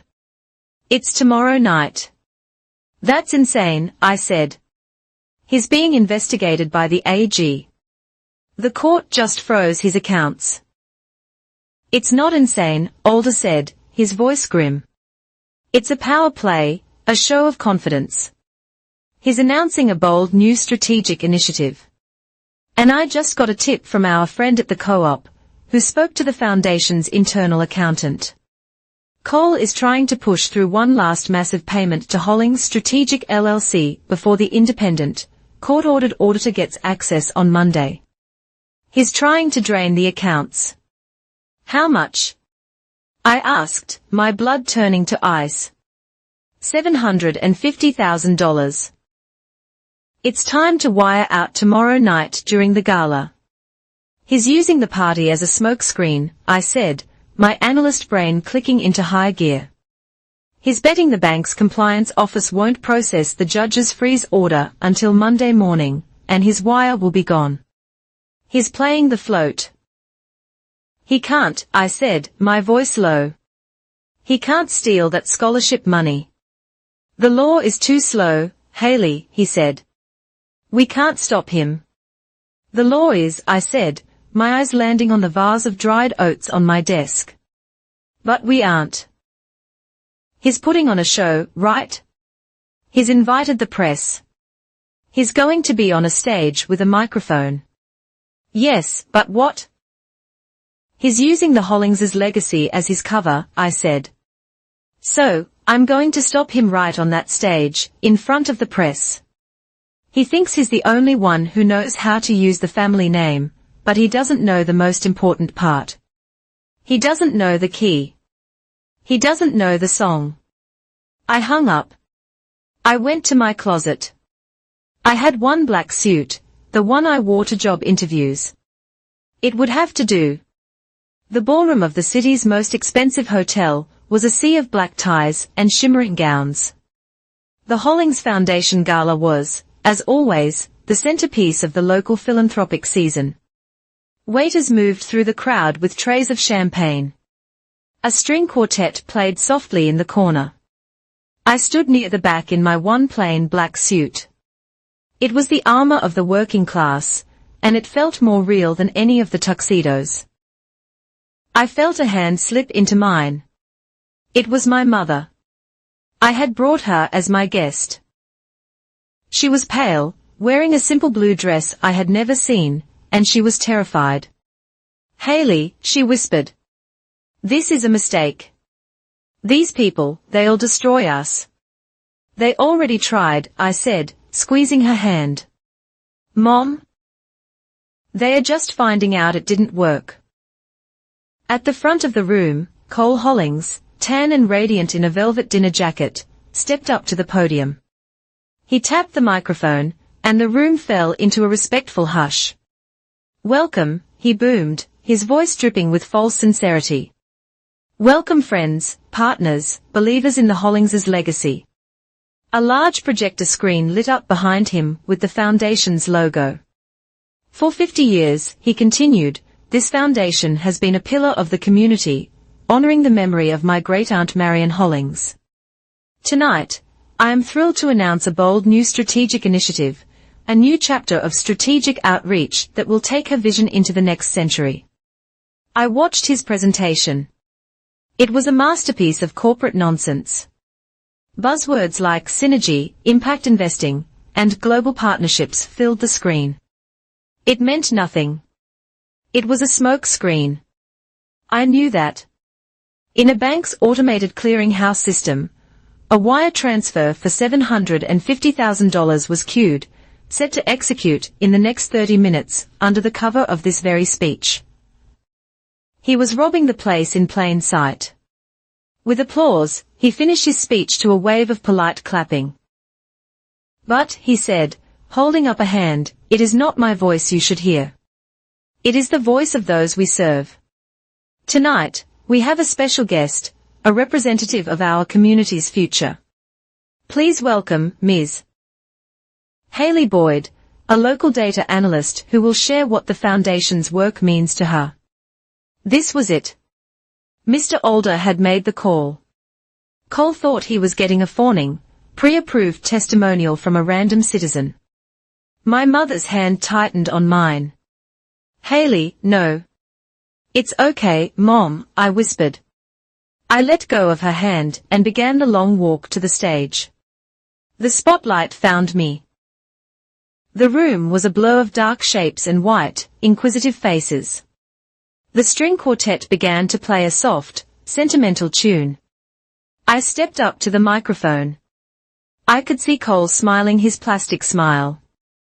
I could see the local news cameras. And in the front row, I could Severest. His face a grey mask. His hands gripping his cane, watching me, waiting to see what I would do. I did not read a speech. I did not thank them. I looked past the lights, past the faces, and I thought of Marion's letter. I thought of my mother humming over her bread dough. I leaned into the microphone and I sang. It was just 6 notes, quiet, clear, and absolutely pure. The notes from the ledger. Oats, peas, beans, and barley grow. The room stopped.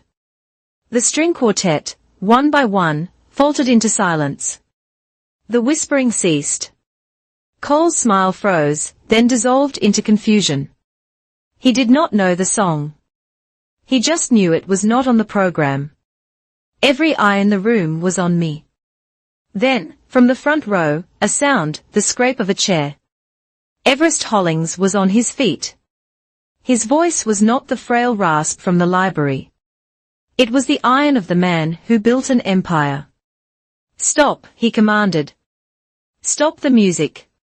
Turn off that projector. Now, as the founder and chairman of this foundation, I am pausing this program." The projector went black. The silence in the room was absolute, heavy, and cold.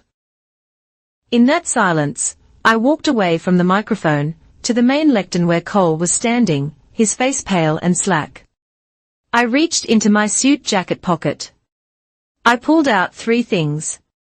I placed them on the lectern, one by one, in the single, harsh beam of the spotlight. First, the copy of Marion's handwritten codicil. Second, the silver USB drive marked Evidence A. And third, the flimsy, faded thermal paper supermarket receipt. You paid for my first meal without knowing who I was, I said, my hand on the receipt. Now let me pay for the rest. The truth. He looked at me. He looked at the receipt. Then at the codicil, he saw his wife's handwriting. He saw the pearl clip in my hair. The 30-year wall of his order and his reputation, the wall that had cost him his daughter, crumbled to dust. He walked onto the stage and took the microphone. He looked out at the stunned crowd, at the reporters who were now scrambling, at the flashing cameras. Haley Boyd, he said, his voice shaking but clear, is my granddaughter. A single, collective gasp.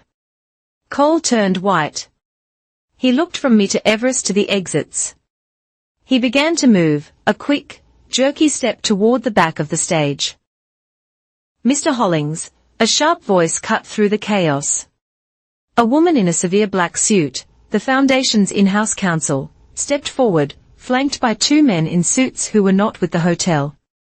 With this revelation, and pursuant to the court order issued yesterday, I am invoking an emergency governance clause. All pending wire transfers are hereby frozen. Effective immediately, she turned to Cole. The independent auditors are here. Cole, they need to speak with you now. Cole did not stop. He shoved past a waiter, making for the fire exit. But two men, who had been standing by the door all night, stepped into his path. They were in plain, dark suits. They were not hotel security. Cole Hollings, one of them said, his voice quiet, polite, and final. We are from the Attorney General's Financial Crimes Unit. We need you to come with us to answer some questions regarding your complaint. They did not put him in handcuffs. They did not make a scene. They simply flanked him, one on each arm, and guided him out of the ballroom. The trap had sprung. Everest Hollings watched him go. He looked at me, his eyes full of a lifetime of regret. Then he turned back to the microphone, to his shattered legacy. His voice was a rasp.